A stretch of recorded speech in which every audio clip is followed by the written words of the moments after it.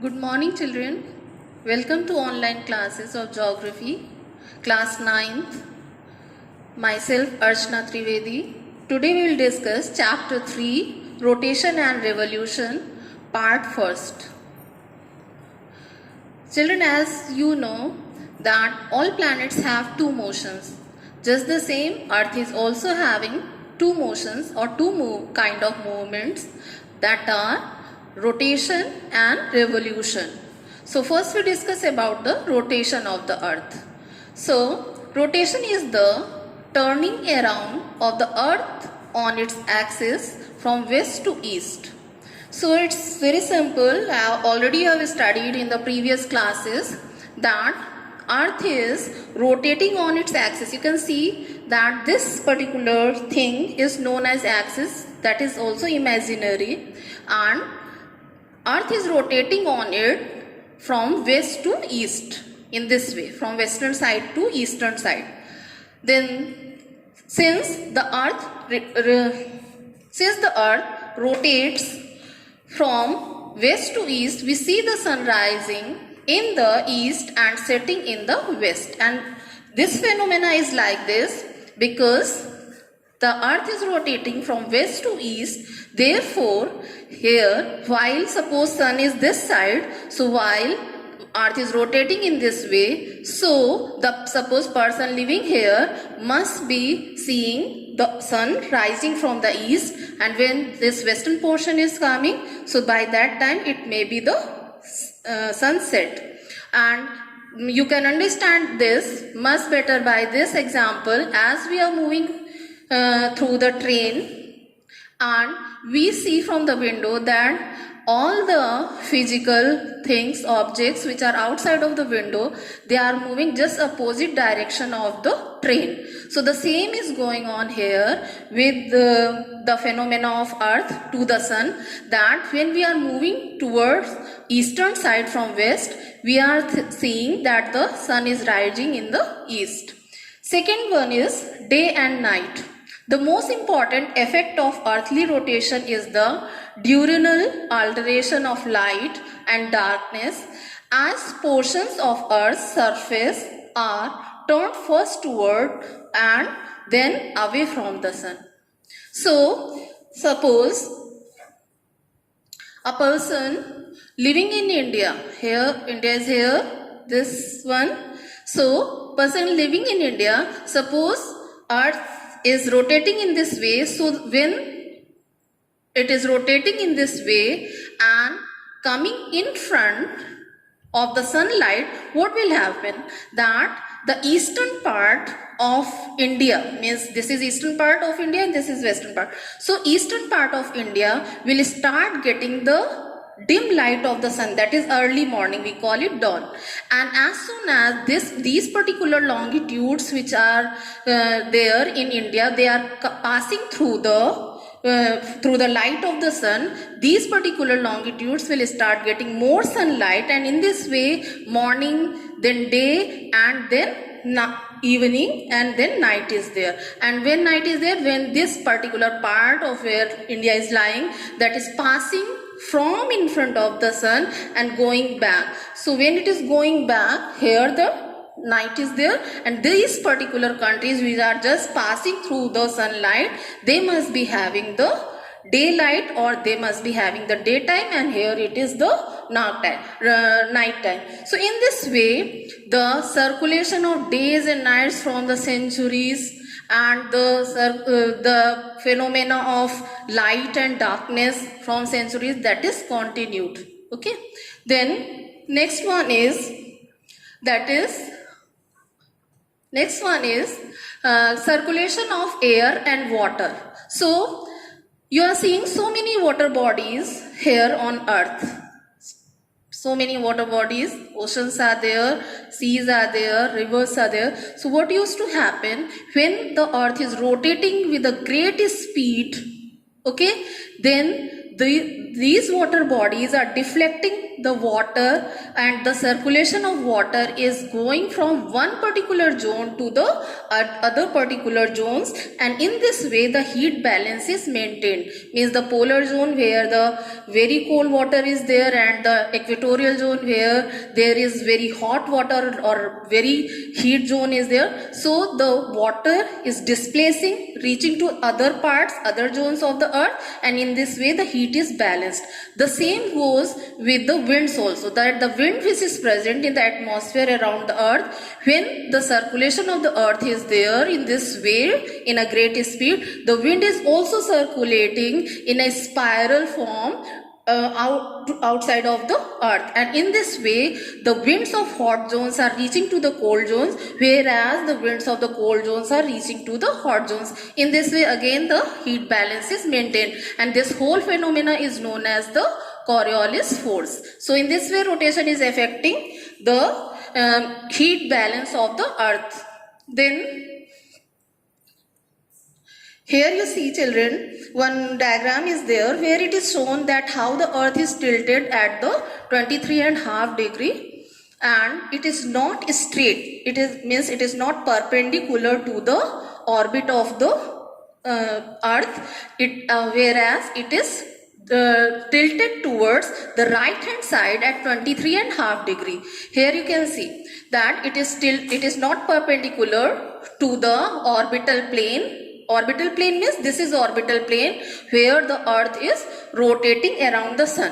So it is not perpendicular to that, and it is tilted at 23.5 degree, and this tilt is making 66.5 degree angle to the orbital plane.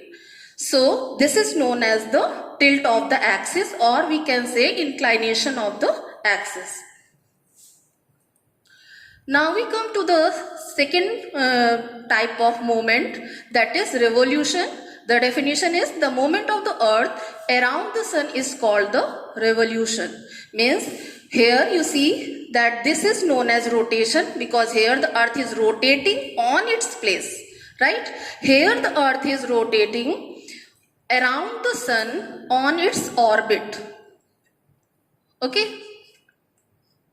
Earth is rotating around the sun on its orbit, and this particular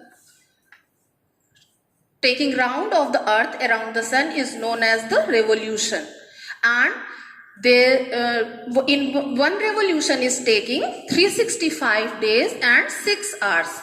So children, usually we call and we know that 1 year is having 365 days. But remember, 1 year is always having 365 days and 6 hours, and these 6 hours are added together, and to the 4th year it becomes one complete day, and that particular day is added in the month of February. That year February is having 29 days, and in this way that year is known as the leap year. So one revolution around the sun is taking 1 year, that is 365 days and 6 hours. Then second one is revolution causes changes in time over different places on earth.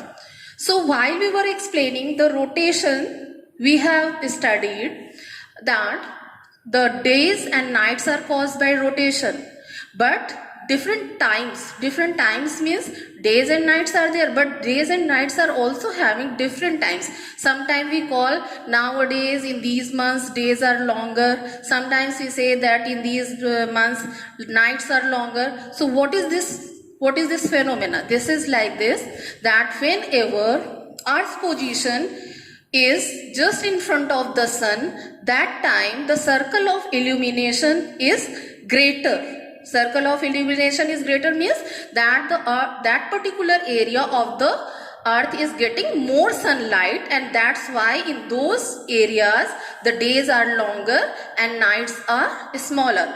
And sometime when after 6 months the same earth when reaches to the other position to the sun, the other part means the other hemisphere must be having the shorter nights and the longer days. And you can understand in this way, suppose this is north, this is south. means northern hemisphere, this is southern hemisphere. So what used to happen that when the sun's position is like this, that moreover the southern part of the earth is in front of the sunlight, then it means that the northern part days are longer than the northern part's days.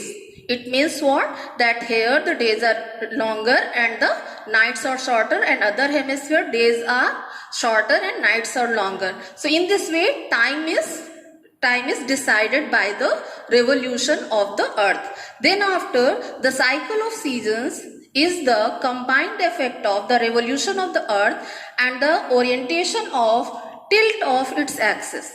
So children, we know that the earth is tilted on its axis. Okay, so it is not straight away. If it is straight away, then we must not be having 6 months of complete days in the Arctic zone and 6 months of complete nights in the Antarctic zone.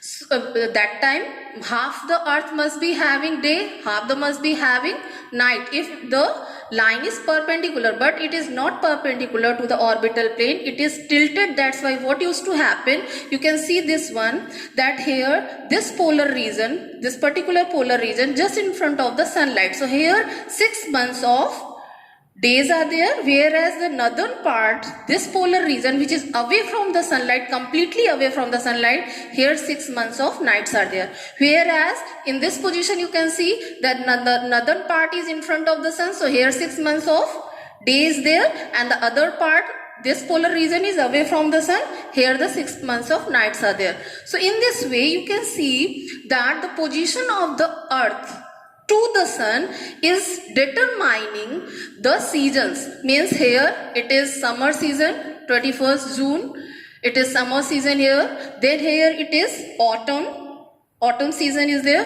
Then here in northern hemisphere I am talking about, in northern hemisphere it is winter season, because you can see northern hemisphere is away from sun, so here winter season. And in this particular zone you can see that some part of northern zone is receiving dim light of the sun, or the vertical rays of the sun, so here it is the spring season, cool moderate season is there. So in this way the seasons are determined by the revolution of the earth. Now effect of the tilted axis on day and night, means how the tilted axis is affecting day and night. So children, just look at this diagram. So suppose if the earth's axis is not tilted, it is like this, and the sunlight is coming from this side. So what would happen, that half of the earth must be having total daytime and this half of the earth must be having total night time.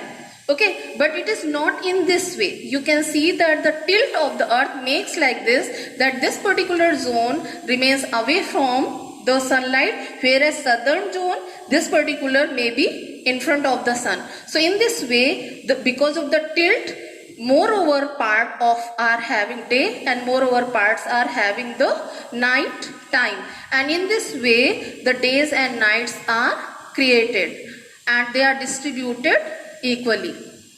Here you can see this particular diagram here which I have discussed here. Here you can see the position of the earth to the sun.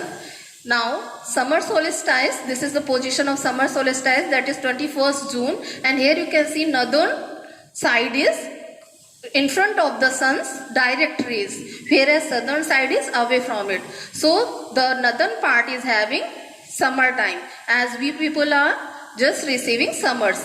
Now our earth is somewhere in position of this and little bit shifted here. Then after in 3 months it is shifting and reaching up to here, and at that time what used to happen, by September, month of September, that is 23rd September, here autumn equinox is there, and in that time you can see that the position of the earth is quite closer to the sun, and that's why quite humidity is there. We feel quite humidity, and the months of October and September are like this, very oppressive type of temperature is there. So here you can see the position of the earth is in this way, where complete this particular zone, northern zone, is in front of the sun, whereas the southern zone is away from it. And slowly in next 3 months it is turning, and the position is like this, that the north zone goes little beyond the in front of the sun and the south zone is facing it. And at that time it is 21st December, means what used to happen, that northern part start getting winter months, winter season, whereas the southern side which is coming in front of the sun, that is having the summer season. And then in next 3 months, when it is reaching to this position by 20th of March, when we are celebrating Holi and all, quite good weather conditions are there, spring is there, so that time the position of the earth is like this, that the southern there is oppressive heat, whereas in northern side there is little bit heat, but not too much and not too less. And this position again in the next 3 months it is coming like this. So in this way the cycle of season is going on, and this is because of the revolution of the earth around the sun on its orbit. So in this way we have come to the end of the first part of the lesson number 3, and we will continue next session. Thank you and take care.